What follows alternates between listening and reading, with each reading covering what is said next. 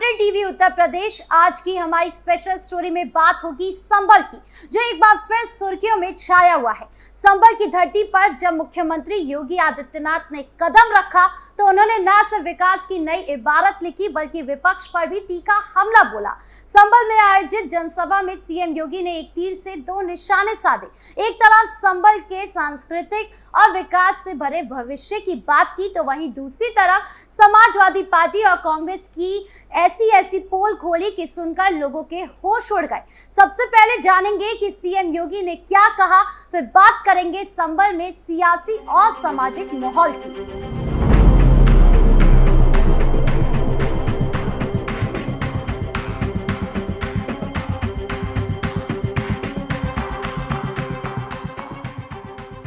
संबल के बैजोई में मुख्यमंत्री योगी आदित्यनाथ ने 222 विकास परियोजनाओं का उद्घाटन और शिलान्यास किया, जिनकी कुल लागत 659 करोड़ रुपए थी। इस मौके पर उन्होंने संबल को हिंदू आस्था का प्रतीक बताते हुए कहा, संबल वो पवित्र भूमि है जहां विष्णु और शिव का संगम है, जहां शास्त्रों में भगवान कल्कि के अवतार की भविष्यवाणी की गई थी। उन्होंने 68 तीर्थ स्थलों और 19 पवित्र कुओं का जीर्णोद्धार का वादा किया, जो विदेशी आक्रमणकारियों द्वारा नष्ट किए गए थे। लेकिन योगी का भाषण यही नहीं रुका। उन्होंने समाजवादी पार्टी और कांग्रेस पर तीखा हमला बोला। उन्होंने कहा, आजादी के बाद संबल में कांग्रेस ने सामूहिक हत्या कराई। सपा ने जो उसके शिष्य है हथियारों को बचाने का काम किया। योगी ने विपक्ष पर वोट बैंक की राजनीति करने का भी आरोप लगाया। कहा, पिछली सरकारें एक जिले में एक माफिया पालती थी जो लोगों को लूटते थे, लेकिन हमारी सरकार एक जनपद एक उत्पाद के जरिए बिना भेदभाव के योजनाओं का लाभ दे रही है। योगी ने संबल की जनता की तारीफ की, जो दंगों के बावजूद कभी नहीं झुकी, और कहा, आज यूपी में बेटियां और व्यापारी सुरक्षित है सिवाय दंगाइयों के। महाकाल का न्याय दंगाइयों को ढूंढ लेता है। इस बयान ने सियासी गलियारों में हड़कंप मचा दिया है। और क्या कुछ कहा सीएम योगी ने, सुनिए। पिछली सरकार में दंगे होते थे, अराजकता फैलती थी, शोषण होता था, न बेटी सुरक्षित थी न व्यापारी सुरक्षित था। आज बेटी भी सुरक्षित है, व्यापारी भी सुरक्षित है, हर उत्तर प्रदेश वासी सुरक्षित है, केवल दंगाई सुरक्षित नहीं है। दंगाई के ऊपर महाकाल अब अपना वास्तविक असर दिखा रहा है। अब वह अपनी गति को दुर्गति में बदलने के लिए वहां दिखाई दे रहा है, और संबल और उत्तर प्रदेश अपनी गति को प्रगति की तरफ उछाल मार रहा है। जिन लोगों ने संबल के साथ पाप किया था उनको उसके पाप की सजा मिलेगी।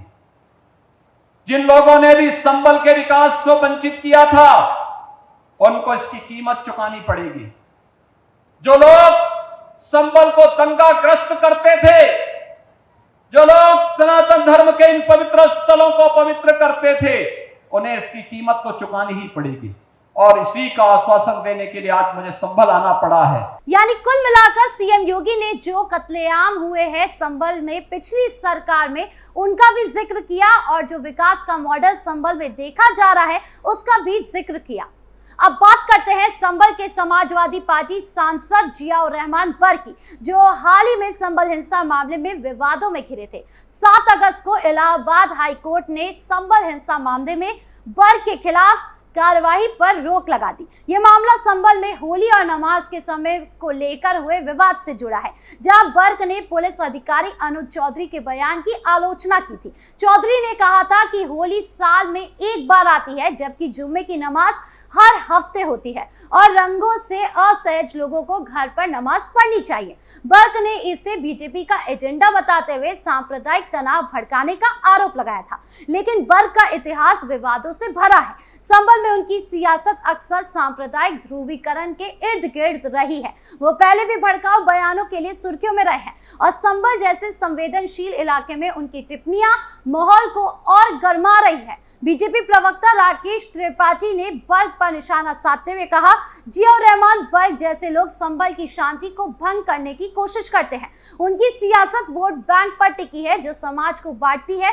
बर्ग के समर्थक उन्हें अल्पसंख्यक की आवाज बताते हैं, लेकिन उनकी आलोचना को कहना है कि वो संभल की सामाजिक एकता को कमजोर करते हैं। संभल में 1978 के दंगों की जांच फिर से शुरू होने की बात हो या होली नमाज विवाद, बर्ग हर बार सियासी तनाव का केंद्र बनते हैं। उनकी छवि एक ऐसे नेता की है जो संवेदनशील मुद्दों को उठाकर वोटों की फसल काटता है, लेकिन इसका खामियाजा संभल की जनता को भुगतना पड़ता है। क्या बर्ग की सियासत संभल को और अशांति की ओर ले जाएगी या वो अपनी रणनीति बदलेंगे, ये देखने वाली बात होगी। अब बात करते हैं संभल के उस भविष्य की जिसे योगी सरकार काशी और अयोध्या की तर्ज पर एक प्रमुख पर्यटन स्थल बनाने की दिशा में ले जा रही है। संभल जिसे शास्त्रों में भगवान कल्कि के अवतार की भूमि कहा गया है, अब विकास और सांस्कृतिक पूर्ण जागरण का नया केंद्र बनने की ओर अग्रसर है।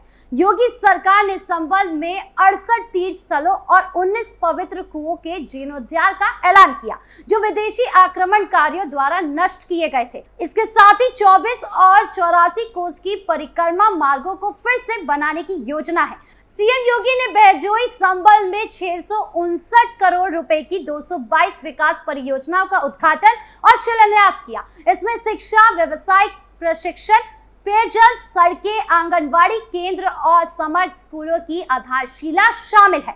ये परियोजनाएं न सिर्फ संभल की बुनियादी ढांचे को मजबूत करेगी बल्कि रोजगार और आर्थिक समृद्धि भी लाएगी। संभल संवाद ऐप का शुभारंभ भी इस दिशा में एक कदम है जो स्थानीय लोगों को सरकार की योजनाओं से जोड़ेगा। काशी और अयोध्या ने जिस तरह सांस्कृतिक और पर्यटन केंद्र के रूप में वैश्विक पहचान बनाई है, वही मॉडल संभल में लागू किया जाएगा। काशी में विश्वनाथ कॉरिडोर और अयोध्या में राम मंदिर के निर्माण ने इन शहरों को वैश्विक पर्यटन मानचित्र पर ला खड़ा किया है। संभल में भी तीर्थ स्थलों का जीर्णोद्धार, परिक्रमा मार्गों का विकास और बुनियादी ढांचे का विस्तार इसे एक प्रमुख धार्मिक और पर्यटन स्थल बनाएगा। संभल का कायाकल्प स्थानीय अर्थव्यवस्था की नई ऊंचाइयों पर भी ले जाएगा। काशी और अयोध्या में पर्यटकों की बढ़ती संख्या ने स्थानीय व्यापार, होटल उद्योग में बढ़ावा दिया है। संभल में भी यही संभावना है। तीर्थ स्थलों के जीर्णोद्धार से धार्मिक पर्यटकों की संख्या बढ़ेगी जिससे होटल और स्थानीय कारीगरों को लाभ होगा। इसके अलावा एक जनपद एक उत्पाद योजना के तहत संभल के हस्तशिल्प और स्थानीय उत्पादों को बढ़ावा मिलेगा। यानी कुल मिलाकर संभल एक नए दौर से गुजर रहा है। योगी आदित्यनाथ की हुंकार ने जहां सांस्कृतिक गौरव को जगाने का वादा किया है, वही विपक्ष पर भी उनके हमले ने सियासी माहौल को गरमा दिया है। जियाउर रहमान बर्ग जैसे नेताओं की सियासत संभल के लिए चुनौती है, लेकिन योगी सरकार का विकास मॉडल काशी और अयोध्या की तर्ज पर संभल को एक नया पर्यटन और सांस्कृतिक केंद्र बनाने की दिशा में तेजी से आगे बढ़ रहा है। सवाल यह है कि क्या संभल का ये कायाकल्प सामाजिक सौहार्द को बनाए रखेगा या सियासी तनाव इसे प्रभावित करेंगे, ये समय बताएगा। आपकी इस पूरे मामले को लेकर क्या राय है, कमेंट बॉक्स में जरूर बताएं। नमस्कार।